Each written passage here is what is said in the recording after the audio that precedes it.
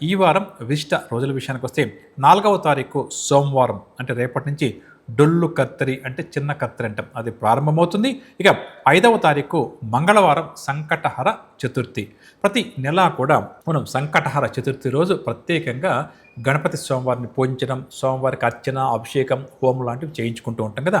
అందులో ఈసారి విశిష్టత ఏంటంటే 5వ తారీఖు మంగళవారం సంకటహర చతుర్థి వచ్చింది కాబట్టి ప్రధానంగా చాలామంది చెప్పే కంప్లైంట్ ఏంటి, ఏ పని ప్రారంభం చేసినా కూడా ఏదో రకమైన ఆటంకం వస్తుందండి అంటున్నారు. అటువంటి వారంటే చేసే కార్యక్రమాల్లో ఎవరికైతే విఘ్నాలు ఎక్కువగా వస్తున్నాయో అటువంటి వారు, ముఖ్యంగా ఎవరైతే రుణాల ఊబిలో కూరుకుపోయి అంటే అప్పుల ఊబిలో కూరుకుపోయి ఇబ్బంది పడుతున్నారో అటువంటి వారు ఈ 5వ తారీఖు మంగళవారం ప్రత్యేకంగా కూడా గణపతి స్వామివారి యొక్క ఆరాధన చేయడం, ముఖ్యంగా గరికమాలను స్వామివారికి సమర్పించడం, అరటి పండ్లను ప్రత్యేకంగా స్వామివారికి నైవేద్యంగా సమర్పించడం, యథాశక్తిగా అంటే వీలైతే శక్తి ఉంటే స్వామివారికి అభిషేకం కానీ లేకపోతే హోమం కానీ చేయించుకోవడం చాలా మంచిది.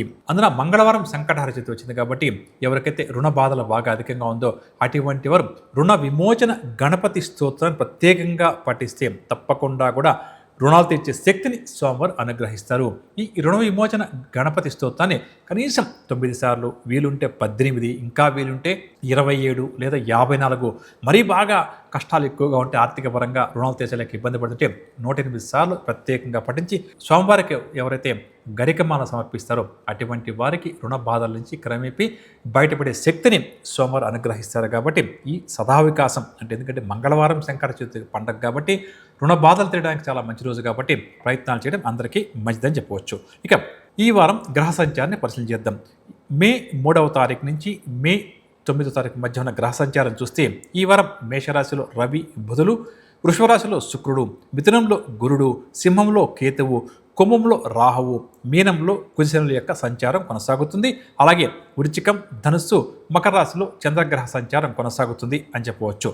ఇక ఈ నవగ్రహ సంచారాన్ని ఆధారంగా చేసుకుని ద్వాదశ రాశుల వారికి ఈ వారం ఏ విధంగా ఉంటుంది అని పరిశీలిద్దాం. మొట్టమొదటిగా మేషరాశి.